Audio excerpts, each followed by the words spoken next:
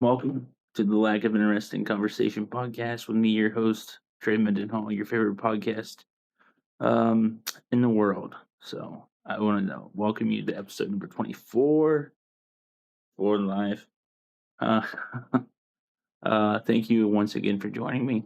I appreciate it so much.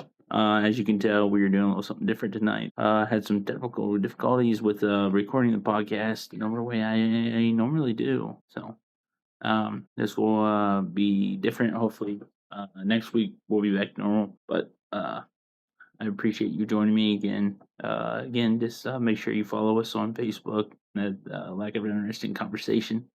And also, you can follow me on Instagram and TikTok at Trey_Mendenhall, where I post little short clips every week of the podcast. So I appreciate it if you just go follow me on there. And I'd also please make sure you like this podcast, share this podcast, subscribe to us on YouTube. Just search up the podcast on YouTube. That's how you'll find us there. That is exclusive home at the moment of the podcast video version. So when I'm talking about, when I'm sharing, like an album cover, something like this, something like that, I got notes today. You can actually see what I'm actually talking about. I normally do with albums. Like usually, if I'm talking about music, I have the album. I share the album cover on the actual podcast, video podcast. But obviously today, I alluded to last week at the beginning of last week's podcast. I know we had two different subjects. I talked about the NFL games so far that were released. So this week this past Thursday, the NFL actually dropped the complete 272 game schedule for this coming NFL season. So you know by now what your favorite team's schedule is and how tough it is, or how easy you may think it is, or if your team's going from worst to first or first to last, or going to slip up or make it to the Super Bowl like most teams do. Fans do think anyway. We'll see. But anyway, with that release, they usually talk about um, how like who has the toughest schedule this upcoming season. The strength of schedules usually are determined by the winning percentage of the teams, of the total winning percentage of the team your team is facing this year based on their winning percentage of the team total wins from the previous season. So the hardest schedule this year is actually the Chicago Bears. They're coming off their best season since 2010, probably, where they were one game away from, one game. They were an interception away from going to their first NFC Championship games of 2010. The Jay Cutler led Bears, that was the last time they were there, made that far. The percentage is 550. The next schedule behind them is the Miami Dolphins, and then the next below them, the third, is the Arizona Cardinals. Both those teams obviously in rebuild modes. Both teams starting quarterbacks from last year. Both teams, when they drafted, like the Miami, when they drafted Tua Tagovailoa, they thought he was the franchise guy coming out of Alabama.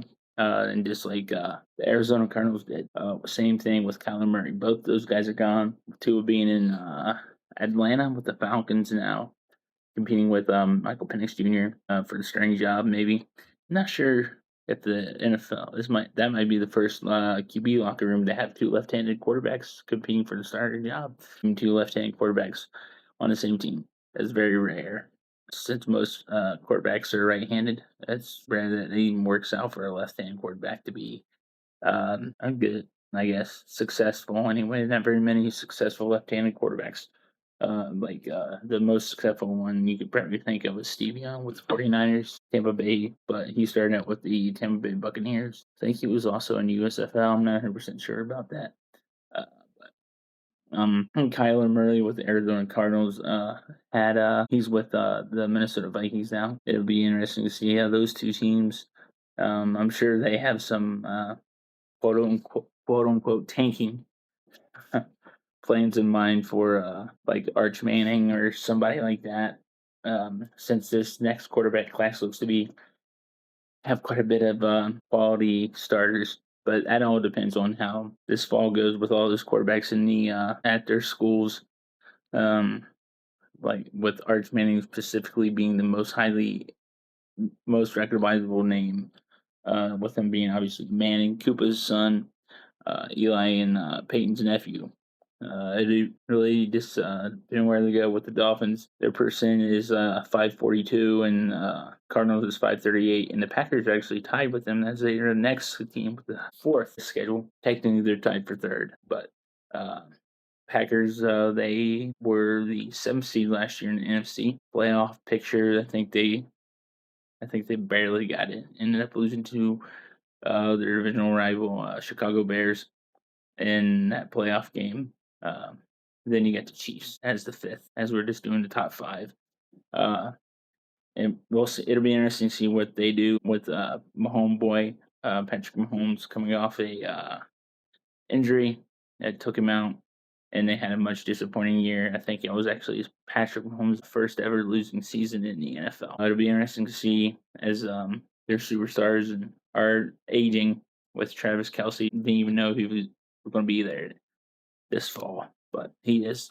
And now we switch over to the easiest schedule, the top 5 easiest schedules, and according to the winning percentages of the teams from last year. You have the Browns. Browns number 1 easiest schedule in the NFL, but I mean the Browns, they got a great defense, but that offense is always lacking. They don't even really know who the quarterback is going to be. I mean, you got Shador, you got Deshaun Watson still there, which is kind of hard to believe. That felt like that trade happened forever ago. Then I think Dylan Gabriel's still there, but that experiment's probably over. But who knows? Then you got the Saints. I think they're rolling with the kid they drafted last year from Purdue as quarterback, but let's see. I can't remember who they drafted. I think they drafted a receiver in the draft. That is obviously they need skill position players. You still got Alvin Kamara in the backfield. I don't know how much he has left in the tank. Product of Tennessee. It'll be interesting to see what in the heck they do, how he does. Got Chris Olave, who I think is pretty good from Ohio State. And that defense. I know they got rid of Cam Jordan, the most tenured defensive player they had. I don't know. I guess I really don't know much about them. It'll just be interesting to see. Then the other third easiest schedule is the Bengals, the Cincinnati Bengals, who I do expect to have a bounce back year, as long as Joe Burrow can stay healthy and that O line can protect him. As they did not have a first round pick this year, and they traded to the New York Giants for Dexter Lawrence to help boast up that defense. That's really been a big issue since really since they went to the Super Bowl and lost the Rams. But that O line's been pretty awful, basically Joe Burrow's entire career. They really, you don't want another, I guess, Andrew Luck situation, although I don't know how comparable Andrew Luck's and Joe Burrow's situation is, that with Joe actually leading his team to a Super Bowl. But that offense has proven to be pretty explosive when healthy. When you get Jamar Chase, arguably the best receiver in the game, and you got T. Higgins, a heck of a number 2 target for Joey B. What is it? As long as if that defense just improves a little bit, and Joe Burrow can stay healthy and that his O line can protect them, I think they'll be dangerous and be in the playoff hunt, 100% sure. Then you get the Atlanta Falcons as the 4th easiest schedule. I mean, my goodness, they're kind of in disarray. I know they got released, they got new uniforms coming into the season, but then you got the Colts, the 5th easiest schedule. It'll be interesting to see as they resign Daniel Jones to a 2-year, $88 million quarterback contract. It is up to $100 million with all kinds of with the bonus incentives. I think 50 of it was guaranteed at signing. The day he put pen to paper, he signed. He got $50 million guaranteed. How incredible that would be to just get to that. Almost I just for your paper and I get $50 million. Obviously they didn't have a first round pick this year as they traded it to the Jets for Sauce Gardner, who did not pan out very well last year as they were trying to go all in because I think when they traded for Sauce, um they were I think 8-1, 8-2, leading running away with the AFC South, the biggest surprise of the season so far. But then in the second half, they kind of collapsed with Jacksonville on the rise and taking over uh, that that division. It'll be interesting to see with the fifth easiest schedule. Can they make another run here? Are they able to put things together? Are things able to come together for them as would like every team would like them to? So you can make that deep, go win the division, make a deep, go get in the playoffs and make a deep playoff run. Hopefully get to the Super Bowl. But it'll be interesting to see. And then I know uh, with the NFL, as many of you know, if you're an NFL fan, the NFL is trying to broaden its reach worldwide, as they've had a footprint in London for years now. They even tried it with having an NFL Europe, a league that folded that was around for a few years in like the late '90s, early 2000s. I think it folded in 2007, I believe. Don't quote me on that. You gotta go look it up for yourself. But that and since then they just have been like a one-off. But and then after the one game was successful, they expanded it to two, and now they're up to nine total international games. I believe next year they vote on it at the owners' meetings, and they are adding one more next year to 10. I know it's been rumored that the NFL wants every team, all 32 teams, to have at least one international game a season. So, but you can't. You got to slowly expand. You just can't make all 32 teams are playing international games. Boom. The international games actually kicked off week 1 on a Thursday at 8:35 on Netflix. That is the 49ers versus the Rams, and typically Thursday nights reserved for the Super Bowl champions. But the Seattle Seahawks are actually kicking off the NFL season this year on a Wednesday night against their Super Bowl opponent, New England Patriots. It'll definitely be interesting to see how that game goes after the drama with the Patriots this off season. Um, like I said, the 49ers Rams game actually takes place there in Australia. This is the first ever Australia game for the NFL. Then week 3 kind of kicks off a 5 week stretch of having an international game. You get the Ravens versus Cowboys in Rio de Janeiro and Brazil. That's a 4:25 kickoff. Then week 4, you get Colts Commanders in London. Then you got the Eagles Jags in London. Then you got the Jags actually going back to back weeks here in week 6, week 5, week 6. They stay in London for a week, which I think kind of gives it an advantage. They don't have to make the track all the way back to South Florida, then go back to London. And you get the Houston Texans traveling to London to play Jacksonville Jaguars in week 6. Then week 7, you get the Steelers versus the New Orleans Saints. This is the first. That would be the first ever game in Paris. Then they get a week. Need to get a break in week 8 from international games that pick back up in week 9. You get the Bengals versus the Falcons in Madrid, Spain. Then you get the Patriots Lions and Munich. I believe Munich, Germany, and this will be the first Munich game in Munich, Germany since 2022.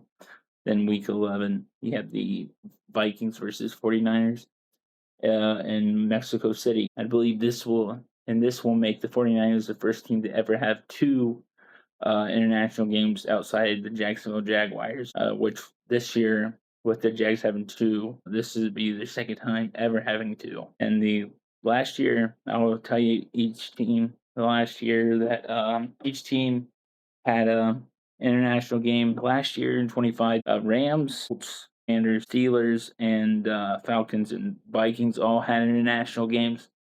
In 2024, the Eagles and Patriots had one. Then 23, you had the Ravens. That was the last time the Ravens had an international game. Then the Saints in 2022, and the 49ers in 2022 as well. Then you get the Texans and Bengals in 2019, Lions 2015. Then you got to go all the way back to the Cowboys. They're the team with the longest gap between international games. The last time the Cowboys played internationally was in London in 2014, where they stomped the Jacksonville Jaguars 31-17. That was back when Romo and Dez was the Romo and Dez connection was still going on in Dallas.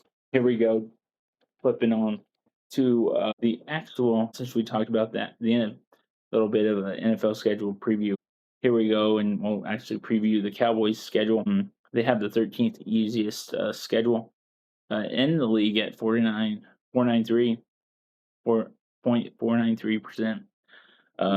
But when you really look at this schedule, that is honestly shocking. This is a tough schedule. I really don't know how it's considered the 13th toughest. I mean, 13th easiest schedule. This should definitely be top 10, at least top 5 probably.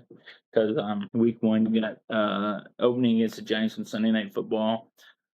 Then come back home to open the season, open your homestand for the season against the Commanders. So back-to-back division games. Then you make the trek all the way to Rio, face the Ravens, as I said before. Then week 4, you come back to Texas to make the short trip up to Houston for a noon game.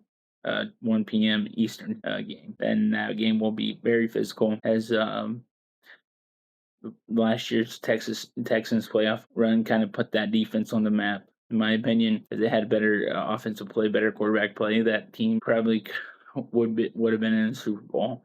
But then week 5, just 4 short days later, you take on Tampa on Thursday night. Then the week after that, you're at Green Bay Sunday night. Then you're at Philly Monday night. Then week 8, you kind of get a break here. You get the Arizona Cardinals at home. Then the Colts. Then you're at Indy week 9. Then it ramps back up when you have the 49ers at home and Eagles at home.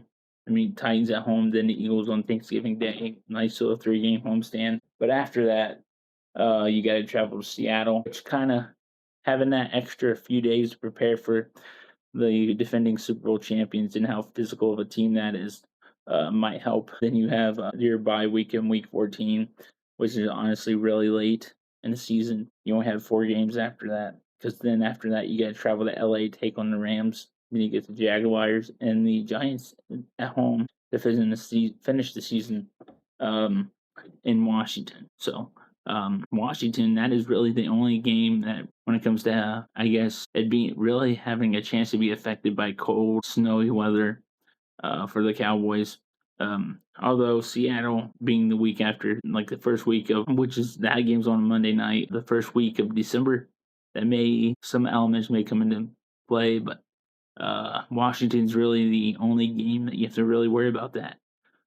With the Cowboys, it'll be interesting to see what they do coming off a 7-9-1 season, firing their defensive coordinator Matt Eberflus after that historic, awful season last year, being in the bottom 2 in the league in terms of defense. Are horrendous.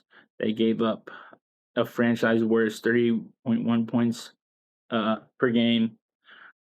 The second worst in total yards given up in the league, 6,409 yards. That is 377 per game. Last in pass defense, giving up a whopping 251.5 yards per game. There's 7 new starters on his defense. Obviously, the big one is Caleb Downs, who they drafted 11th overall in this April's draft. Rashawn Gary, who they traded a 4th-round pick, next year's 4th-round pick for with Green Bay. Then you got D Winters, who they traded a 5th-round pick for this year in this draft with the 49ers. You got Jalen Thompson, who they signed in free agency. You got Kobe Durant, cornerback, who they signed in free agency. Malachi Lawrence, who they drafted, and that was their 2nd first-round draft pick.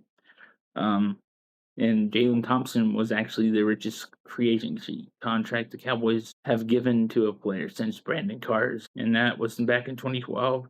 and us fans have been starving for them to make some noise in free agency, which is great that they actually did that. And Jerry said what he meant, although they didn't make a big splash. Even though they tried with Max Crosby, I wouldn't give up on that though. Although if his knee is as bad as the Ravens says it is, a degenerative. But still, I mean, if Max is even half the player that he was, that's still better than most. Uh, Even though I guess the Cowboys team doctor was part of the team that actually got to look at the X-ray for Max Crosby, but and then they obviously go in February. They go and interview a lot of defensive coordinator candidates and end up hiring Christian Parker, who was the DB's coach in Philadelphia last year. Helped Cooper DeJean, and he was in Denver the before stop in Philly. Help Patrick Surtain become who he is, arguably the best quarterback in the league. Then he was also with the Packers before that as a defense quality coach. And what he did there, what you do as a quality coach on the defense, you analyze the opponent's film, prepare scouting reports and practice plans. So with him working with so many uh, good honestly great secondary players. It makes you excited for him getting to work with Caleb Downs, with who was arguably the number one defensive player in the draft, or not just defensive, but number one player in this draft, according to a lot of people. But it'll be interesting to see. I mean, you when you're the worst, you have nowhere to but up to go. So I'm really hoping that with these pickups and trades and gets, obviously they still got Quinn Williams there on the D line. They got Kenny Clark still. The linebacker, I mean, you got Deshaun Overzone. Obino, he's been kind of has a big history injury. It'd be interesting to see how this linebacking core will be, as I definitely think that's still a weakness and on his team big time. I mean, you got D Winters. We'll see how he is.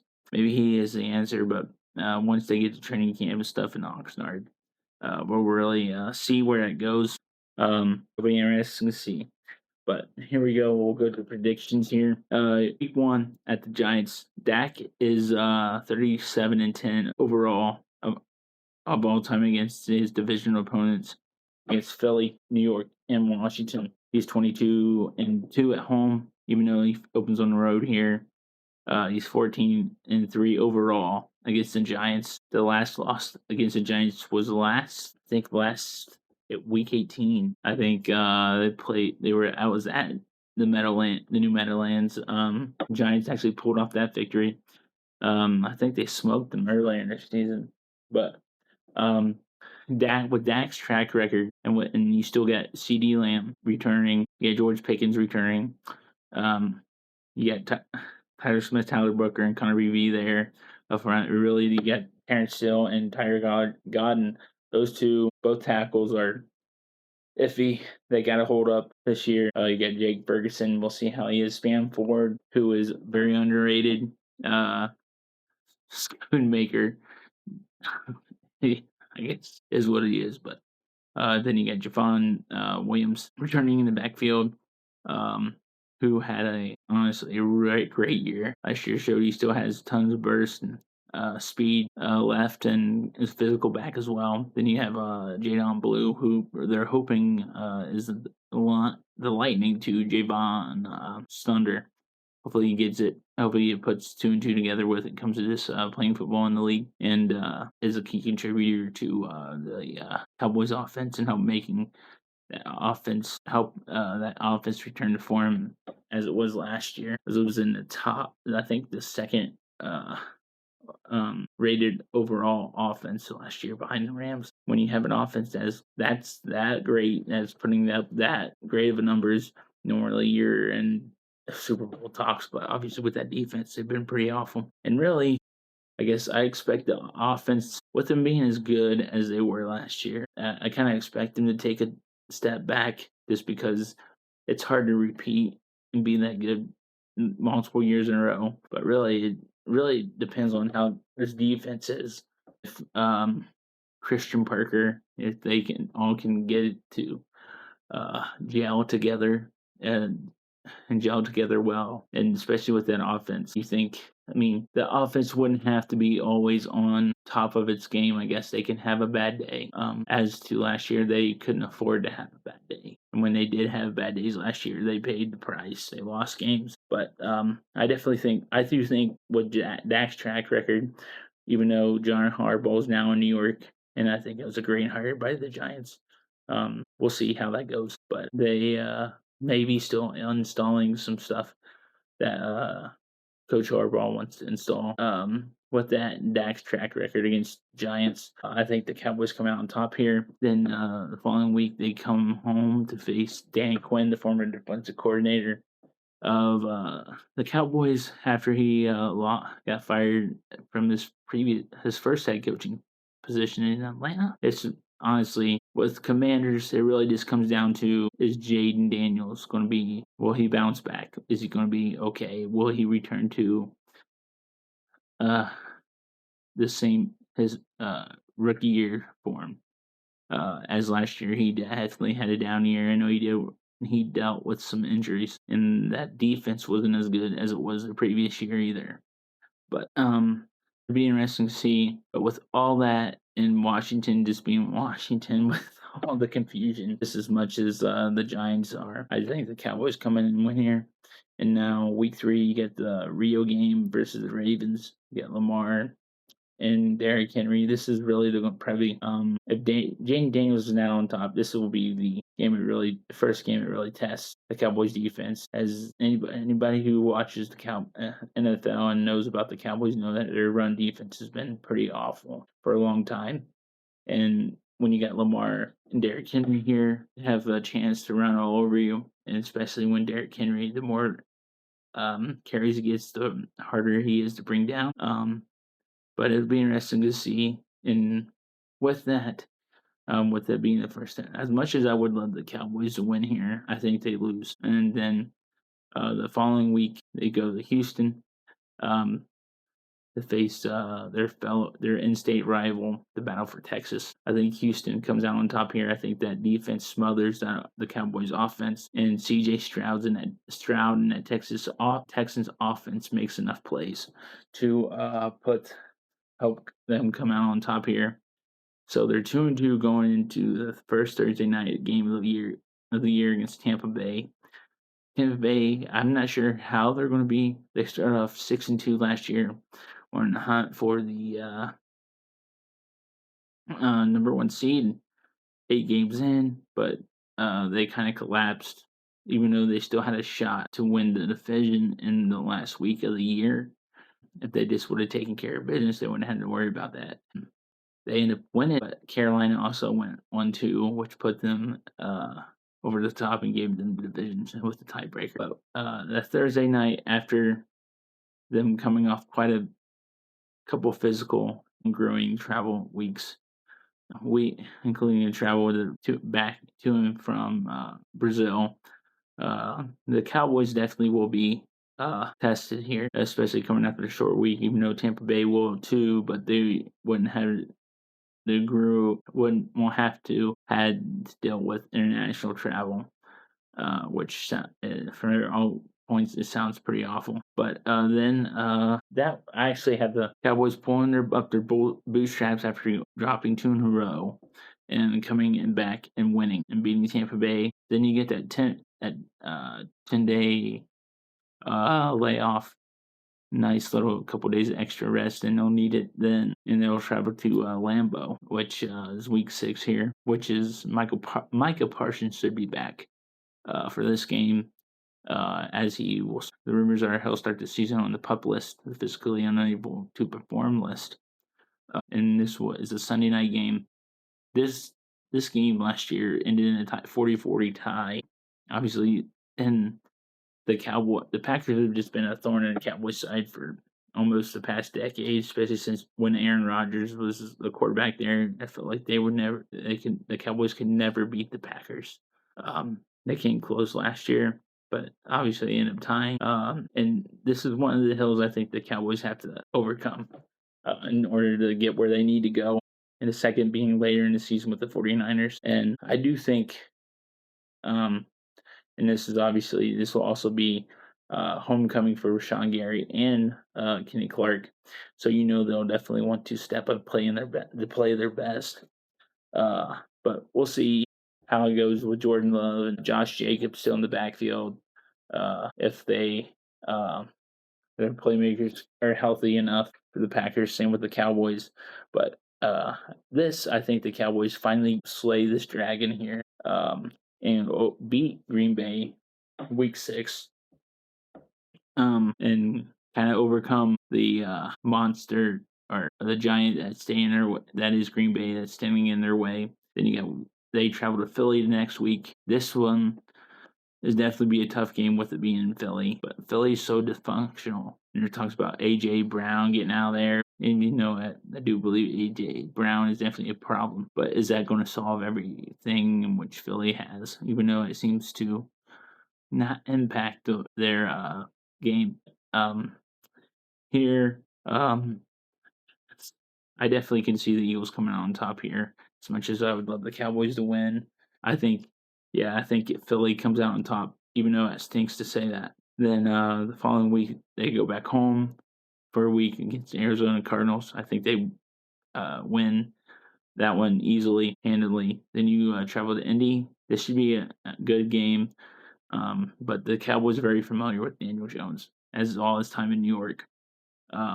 It's not, even though it's a new coaching staff, but there's still people there to know how to game plan for him and what they're going to do. I think they come out on top here. Then you got the 49ers. This is another giant standing in the Cowboys' way. It seems like every time they come to face each other, and the Cowboys are trying to get over that hump to make the next move. The Kyle Shanahan finds the way to stop them and the Cowboys from moving on. But this year, I think it's different. The 49ers had an up and down year last year. I know they're getting older and they're starting to move away from certain pieces of that team. Even though they still have Brock Purdy, Christian McCaffrey, and George Kittle, Brandon Ayuk sounds like he's going to be traded. He doesn't even want to be there anymore. But and obviously you got Nick Bosa in that defense, Fred Warner.